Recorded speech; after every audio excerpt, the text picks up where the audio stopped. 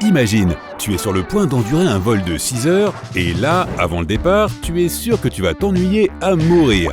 Après tout, on parle de 6 heures à rester assis sur ton siège avec seulement de courtes pauses pour aller aux toilettes. Ça a l'air dur, mais que dirais-tu de faire ça pendant 18 heures à la place? De tels vols existent et ils sont de plus en plus populaires. De nos jours, les gens préfèrent aller du point A au point B sans arrêts inutiles. C'est la tendance naturelle de notre monde, de plus en plus frénétique. Mais étonnamment, le premier vol long courrier a eu lieu il y a déjà 20 ans. Le 1er mars 2001, Continental Airlines a effectué son premier voyage sans escale, couvrant une distance de 11 800 km. En fin de matinée, l'avion a quitté l'aéroport de Newark et s'est dirigé vers le nord.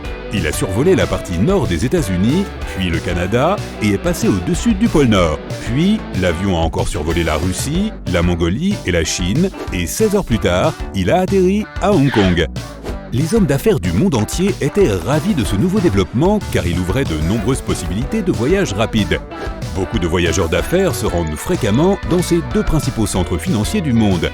Mais avant 2001, il n'y avait pas de vols commerciaux sans escale qui pouvaient rendre ce trajet plus pratique. Ce qui est drôle, c'est que quelques jours seulement après le premier vol depuis Newark, United Airlines a lancé son propre service vers Hong Kong. Mais comme leurs avions partaient de l'aéroport JFK, la compagnie aérienne a établi un nouveau record car la distance était environ 3 km plus longue. Aujourd'hui, le champion des voyages long courriers est Singapore Airlines avec son vol de Newark à Singapour. Imagine, le vol commercial le plus long du monde dure 18 heures et 45 minutes et couvre plus de 15 200 km. C'est plus long que le diamètre de la Terre. Si les vols long courriers sont si fréquents de nos jours, pourquoi les gens cherchent-ils encore des vols avec correspondance? C'est une bonne question et la réponse est tout simplement l'argent. Jetons un coup d'œil à un vol ultra long courrier, mettons de Singapour à New York. Pour un tel vol, Singapore Airlines affrète un Airbus A350-900 ULR qui signifie ultra long courrier.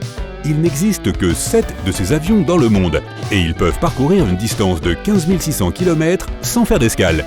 Mais il n'en va pas forcément de même pour les passagers.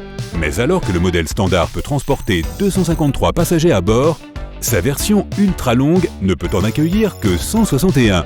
Si tu te demandes pourquoi, c'est parce qu'il n'y a pas de passagers en classe économique sur ces vols. Pas un seul. Les passagers d'affaires occupent 67 sièges et 94 sont réservés aux passagers en économie premium. Plus de passagers et plus de sièges signifie plus de poids supplémentaire pour l'avion.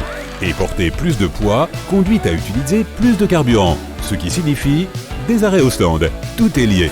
Quoi qu'il en soit, les passagers des classes affaires et premium paient évidemment plus cher pour leurs billets.